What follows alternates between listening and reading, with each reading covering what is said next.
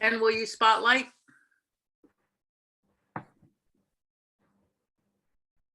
Perfect. Thank you. Okay, Vicki and Ness. Okay. This is a brand new story, and so it may be a little rough, but here it goes.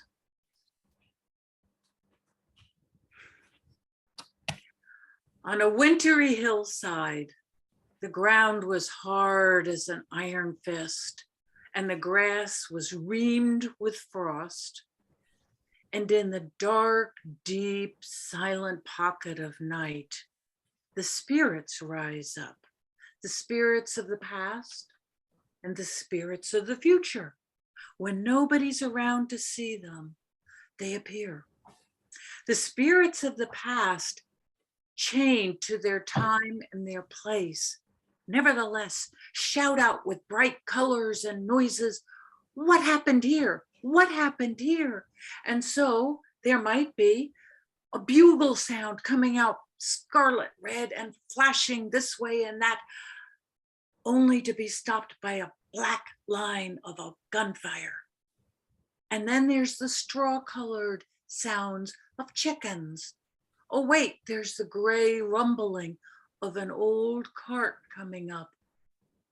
Oh, and the neon lavender whispers of lovers on the hill.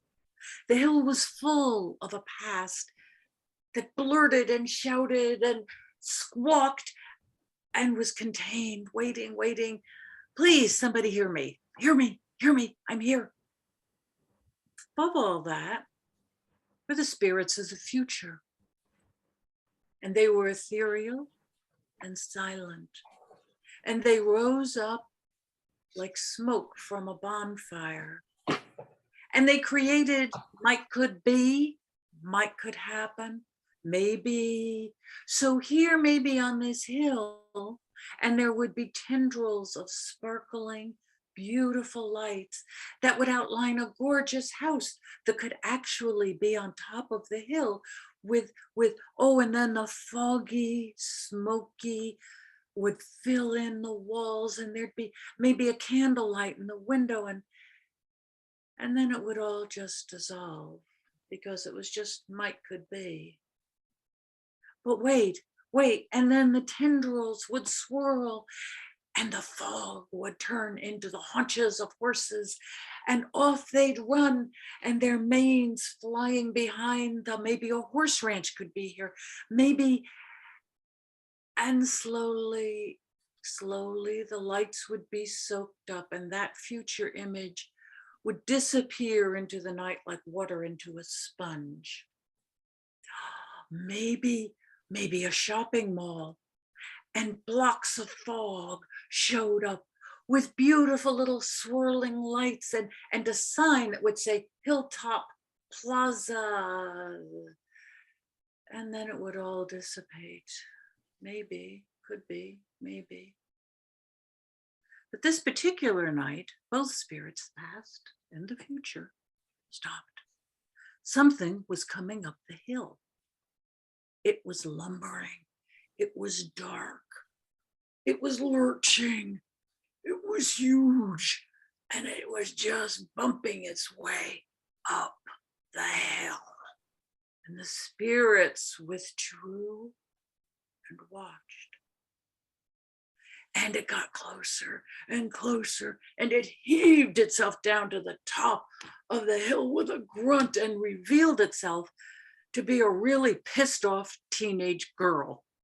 She was in her flannel pajamas with her feet stuck in big muckluck boots, and she had on her bathrobe knotted, and over that her daddy's overcoat, and over that a gigantic scarf trying to keep warm, and on her hat she had an over knitted cap with a ridiculous Santa's elf pom-pom on the top, and her hair flew out like birds trying to escape a cage.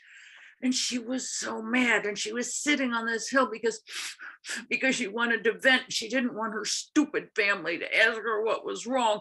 He's an idiot, he's stupid, she shouted out into the night. And the spirits listened. He's stupid, he said he was going to call and he didn't. He's just stupid. Why did he smile at me in class today? He doesn't love me. He's stupid. That's what's wrong. And her anger boiled up until her heart hardened like a stoneware jug and cracked and broke open and released a flood of tears that fell down her chapped lips and cheeks. And she wailed into the silent darkness. Maybe if I was pretty, would he love me if I was pretty? I'm not pretty. Why doesn't he love me? And she wailed and cried until her heart started to heal. And then it would rip open again and she'd cry and wail again.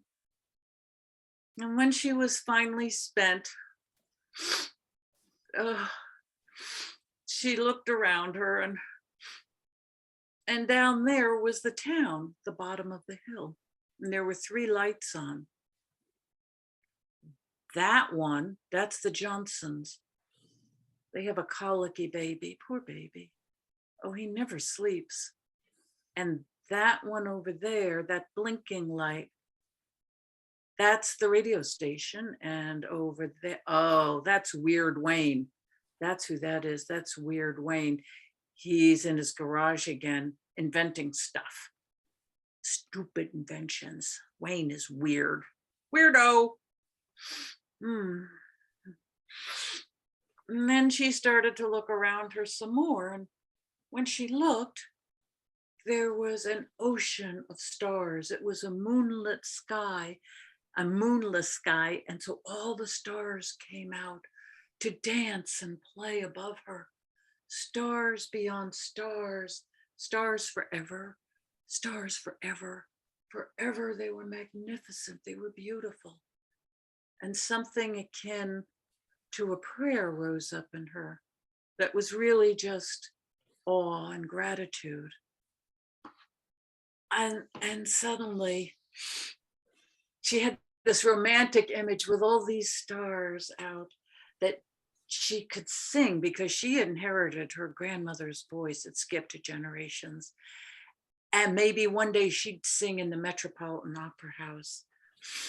And there was this whole sky waiting to hear her sing.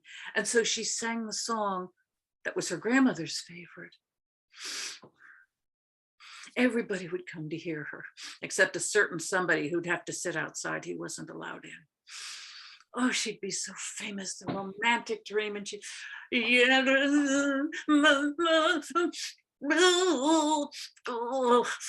and she was shivering so hard from the cold, and her nose was running. And she couldn't sing like this. And what was she doing sitting on this stupid hill? She was freezing. It was freezing. It was too cold. Not only that, she realized she was hungry. No. So she rolled over with all her big blanket, shawl, and her hat, and she got up with all the grace of a grizzly bear cub and started down the hill, thinking, oh, I hope to God nobody in that family woke up, because they're going to ask me where I was, and I don't want to tell them. And I hope my brother didn't eat the last piece of pie. And down the hill she lumbered. And the future and the past poked out from their netherworld and looked at her in awe. This amazing, shape-shifting cyclone of emotions, this wondrous, unimaginable miracle of a teenage girl lumbering in the dark toward who knows what in her future. And they did what the spirits of the past and the spirits of the future always do in the presence of such a thing. They bowed down in awe to that most holy of holies, those that are living.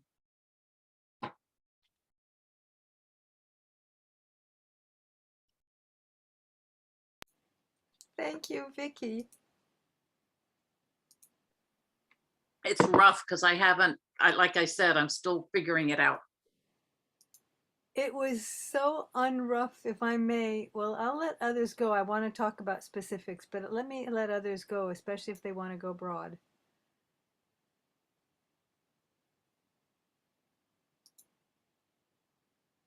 Renu, were you able to hear Vicky's story?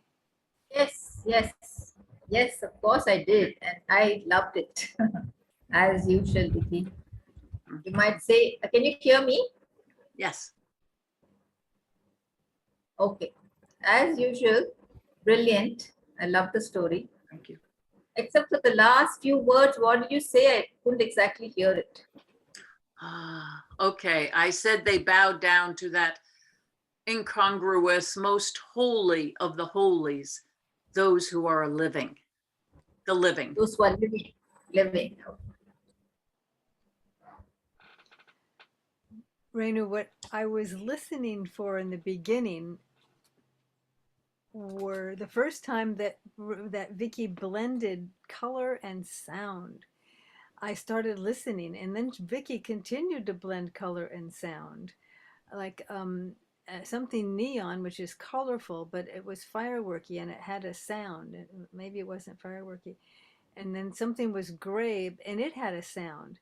But I loved how you, I think, designed to blend if of the various senses together. That makes it so full and go, Yeah, yeah, more than skin deep. Vicky has that. She uses all the senses in her stories. So you can actually feel and see and touch, actually touch.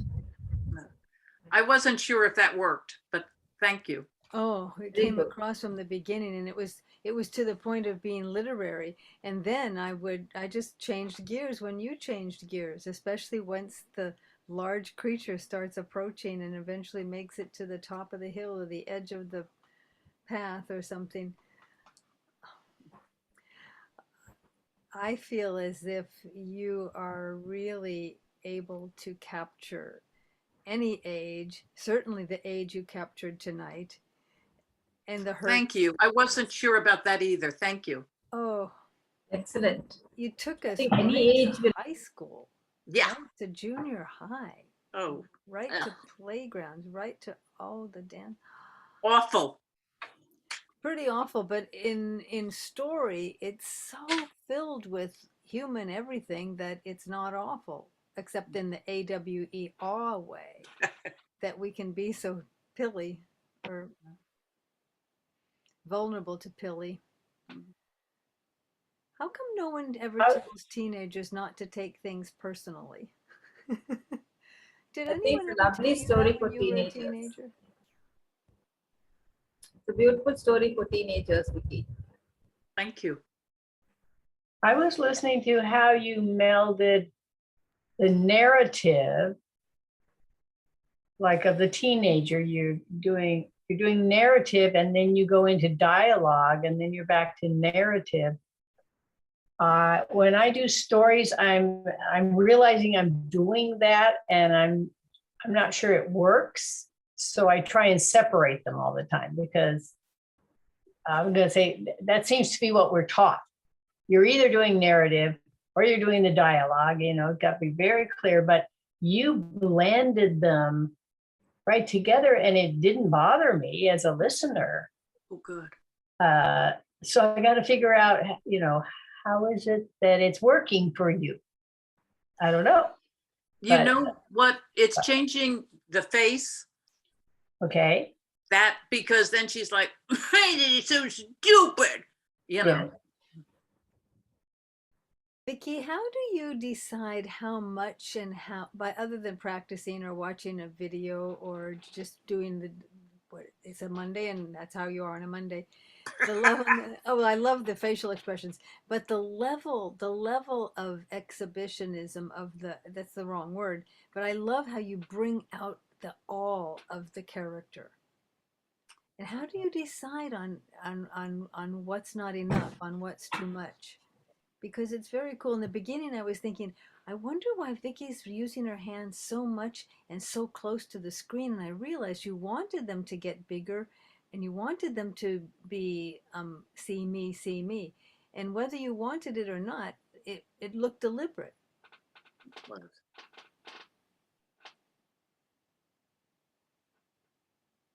Thank you. Wow. Andre, were you able to hear? Were you able to hear? You might have been out of the room. I saw your. Yeah, I was out of the room. Oh yeah. Well, we were in teenagedom for the major of the reign of Vicky's story. Oh, And not a real happy teenagedom. Did we find out if her brother did eat the last piece of pie? You left us suspended. Maybe that's good. I think that's good. But it's so like being that age to be just have a romantic image and then suddenly, well, it's stupid cold here. And not only that, I'm hungry. I mean, just, whoosh, you know.